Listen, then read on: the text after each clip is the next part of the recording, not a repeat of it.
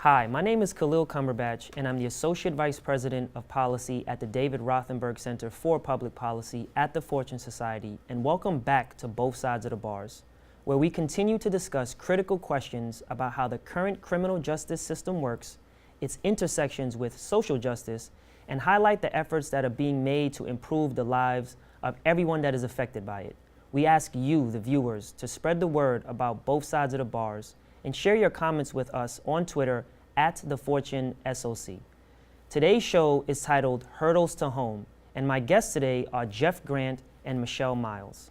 Jeff is the Executive Director of Family ReEntry Inc., a criminal justice organization with offices and programs in 8 Connecticut cities. He is also the co-founder of Progressive Prison Ministries. Michelle is a career advisor at the Fortune Society, and at the age of 27, after having only one involvement with the criminal justice system, she was sentenced to 30 years in federal prison for drug-related charges. Thank you, Jeff and Michelle, for joining us today. Thanks, Khalil, for having us. So, Jeff, I would love to start the conversation with you to hear a little bit more about the work that you do at your organization, but also to hear what, from your perception, both personally and professionally, what are some of the major hurdles that people face once they are exiting prison? Thanks, Khalil. Family ReEntry is a criminal justice organization based in Bridgeport, but we do have programs and offices in 8 cities in Connecticut. We're probably the most respected criminal justice organization for programs in the state. We've been around for 34 years, and 2 years ago I was appointed as the executive director.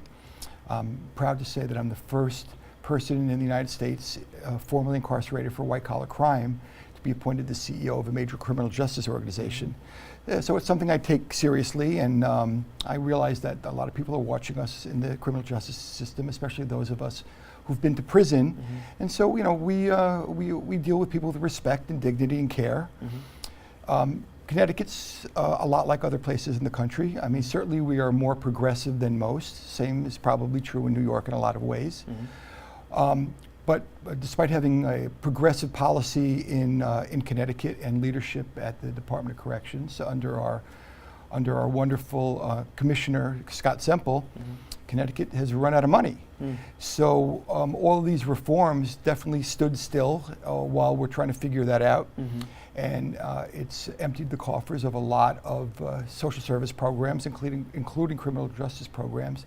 So the things that we would have otherwise accomplished in terms of housing and employment and drug and alcohol and mental health and wraparound services, not so much right now in the way we would like to do them. So we're struggling to find other ways. Certainly we have to lean much more heavily into private fundraising. Luckily, Bridgeport is in Fairfield County, one of the wealthiest areas of the country. And we have wonderful supporters in Greenwich and Darien and New Canaan and others from the affluent communities. But you know, it's difficult to make them understand often that criminal justice issues are everybody's problem for a lot of reasons, and that crime is everywhere and punishment is everywhere. And the more they relate to that, they develop some empathy and compassion. And hopefully what it means is that we can form better private-public partnerships to fund creative, forward-thinking programs that can solve some of these hurdles hurdles to home. Yeah, well, thank you. And so the federal DOJ has outlined underneath former Attorney General Eric Holder that there are approximately 45,000 policies, rules, regulations on the books. So these are legal ways for people to be discriminated against if they have a criminal conviction. So it's 45,000 legal ways at least. And that is, of course, not taking into consideration the biggest immeasurable barrier, which is the perception, the negative perception all too often of who we're talking about when we do say people leaving prison or re-entering. And so, Michelle, from your experience, both as a career advisor, but also as someone who served a tremendous amount of time in federal prison, can you speak to some of those, if not all of those 45,000 barriers, and particularly the most immeasurable one, the perception? Well, coming home, I would say that it's hard, like for employment and housing, especially. I did go to the halfway house from after I was released for about 3 weeks, and from there I went. And a halfway house is? For the viewers who may not know what a halfway house is. Okay, I'm sorry. A halfway house is a place where they send you before you go back to home, which is, it's like a monitored thing. You can only go out if you have a pass. So once you enter, you cannot leave unless you have a pass to leave that place for about 6-7 hours. It depends on the pass that you get. So when I went there, I wasn't really that familiar with it. So while being there, I learned that if I wanted to go out and seek employment, I had to get a pass for that. If I wanted to not even visit home, because I couldn't do that at the time. If I wanted to go shopping, I had to put in a pass. If I wanted to go to the store, I had to put in a pass. So for anything, you couldn't just go out. You had to get permission to leave. So although you're not physically in a prison, you're still very much under supervision. And the halfway houses are locations that are in communities, correct? Yes, right by across the street from communities. So, and so you're someone. Crazy. You're someone, if you could speak to as well, who received a commutation from former President Obama underneath the clemency initiative that he was pushing. And so can you talk a little bit about that? And although you received the commutation, how you still had to very much navigate some of the barriers that you're talking about now? So in 2016, my sentence was commuted by Obama on May 5th. That'll be very soon, oh my God. So on May 5th, 2016, I found out that after 1 year of waiting, my sentence was commuted. Wow. So when that happened, I was very excited, but at the same time, I was in shock. And I say that because I didn't really believe that it happened, even though it did, because I waited for so long, you know? And when it did happen, it was like a huge weight had been lifted. So even though I received that, I still feel that I was not free. And I say that because even now I don't feel like I'm free, but I'm not in prison physically. So I come home. I did get a job right away, but I didn't keep the job. And I don't think that I was ready at the time. So by me losing the job, I felt, okay, I have to find some kind of program that can help me. So when I get another job, I can keep it. So I went to Fortune. And when I went to Fortune, I went there for employment services. I went through the employment service workshop, which is a 2-week workshop where they equip you to, you know, get back into the workforce, however you want to say it.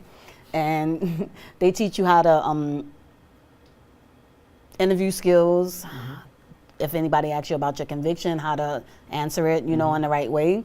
And, you know, to be truthful, but don't, like, be so open, like, to giving up a lot of information. I don't know how else to say it, but I wanted to get it out there.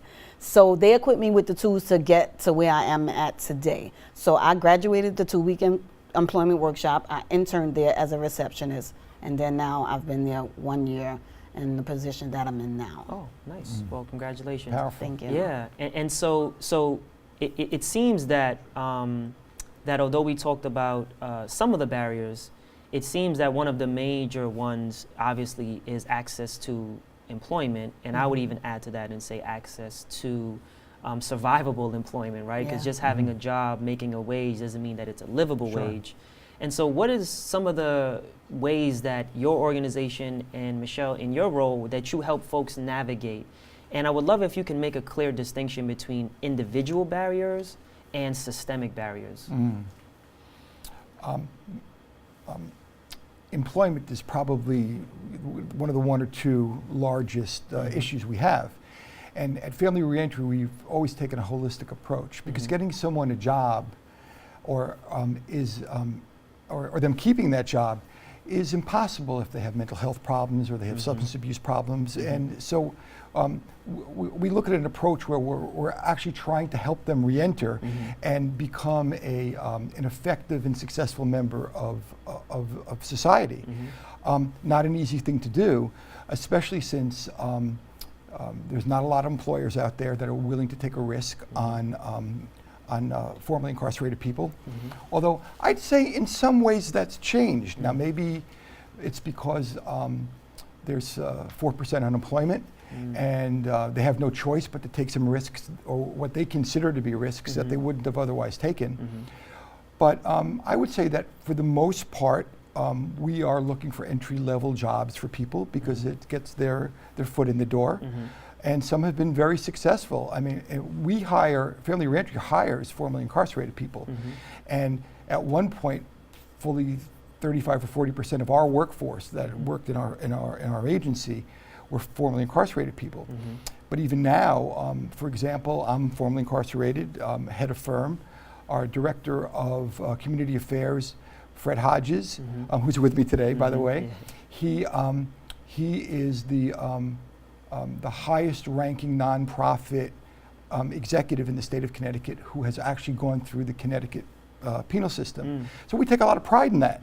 And by modeling that, we get to show the business community and also the rest of the ecosystem, whether it be donors or government or whoever, that we can be responsible people who can have employment at higher levels. And obviously one of the things we want to do is raise the ceiling because and raise the floor. The ceiling, there's a few of us. You're one of those people who can be a role model. The floor a little bit harder because we're putting people, in entry-level positions, and if they can't feed themselves or their families, then it's a problem. And a lot of people don't understand, for example, the federal tax subsidy programs, or Connecticut has something called Step Up, where we actually subsidize people in Connecticut. Those programs were great, except that very few people took advantage of them. They didn't know about it. They weren't poorly promoted. They were poorly promoted. So we're battling that all the time. And I think that the answer has to be more than just simply career fairs. I think career fairs are great, but still what we need is the opportunity to go into large-scale employers, employers that employ tens of thousands of people, and penetrate that, and so that we can have the systemic change throughout the country, and we're trying to be a leader in that. Yeah, well, thank you for that work, and thank you for making that distinction. Thanks.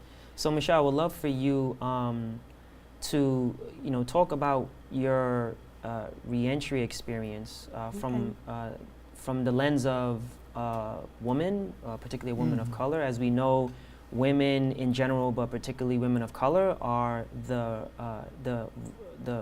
fastest growing population of people who are entering into prisons and jails, and obviously that's alarming for many reasons. But also that means that a large majority of them are also re-entering at a much more rapid pace. And so I would love to kind of hear from your perspective, what were some of the major barriers that were unique to women, but particularly women of color, who are exiting federal prison, because there is a distinction to make between state facilities and federal facilities. Right.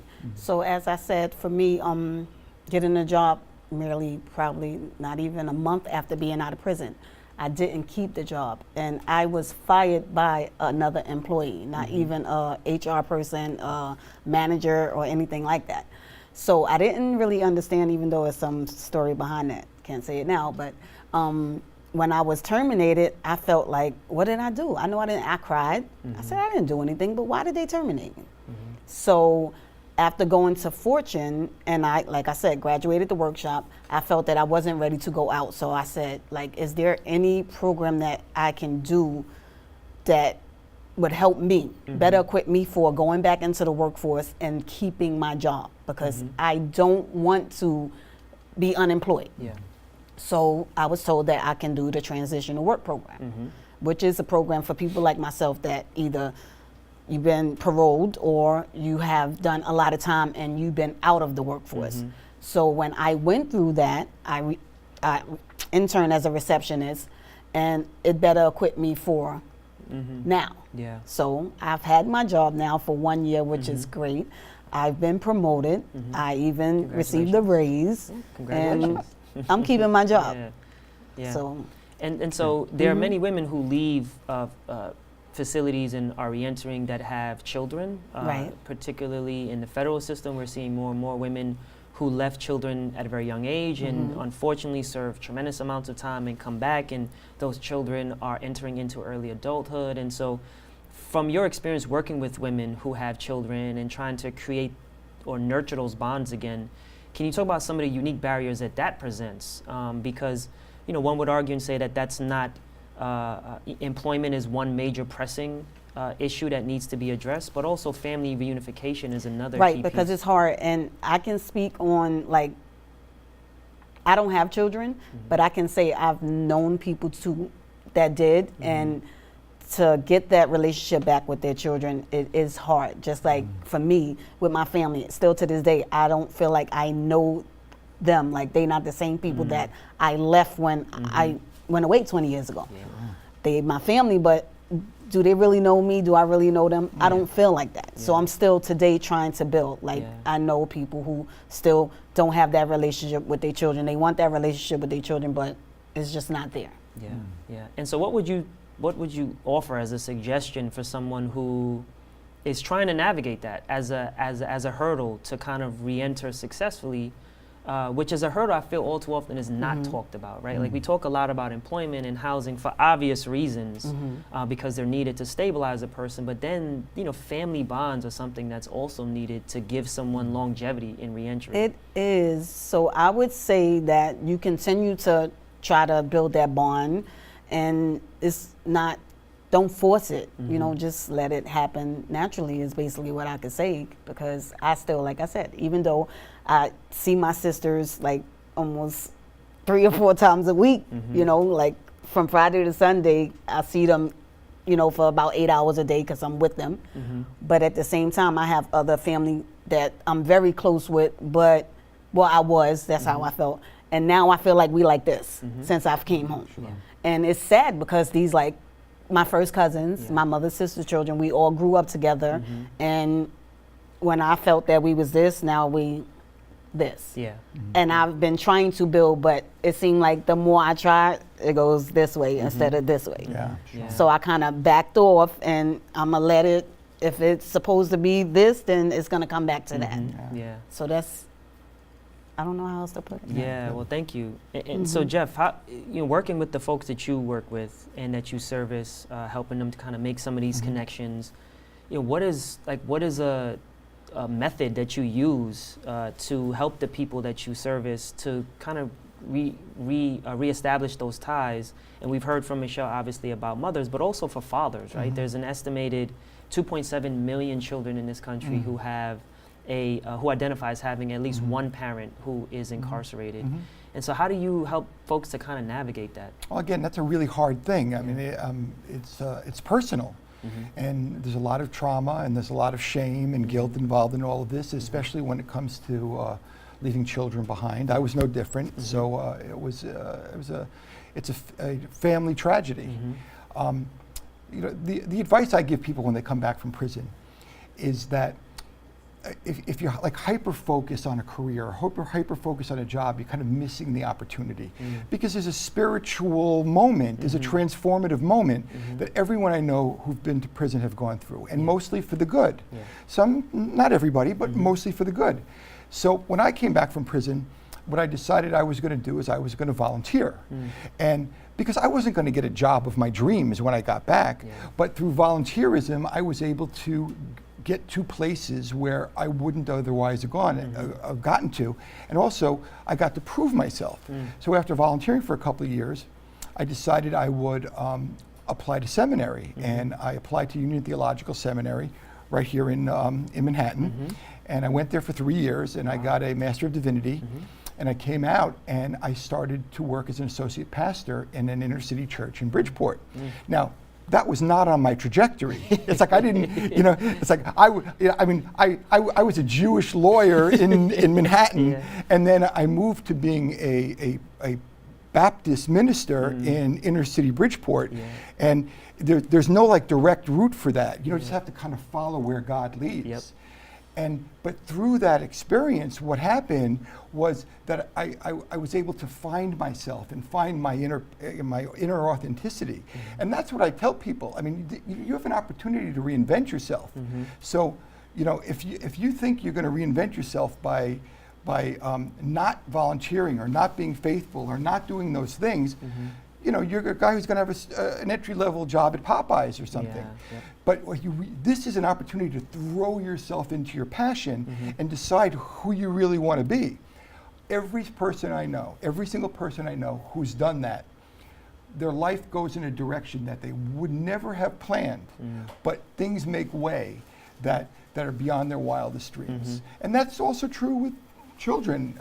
As Michelle said, I mean, you can't force yourself back into children. You can't force yourself back into family.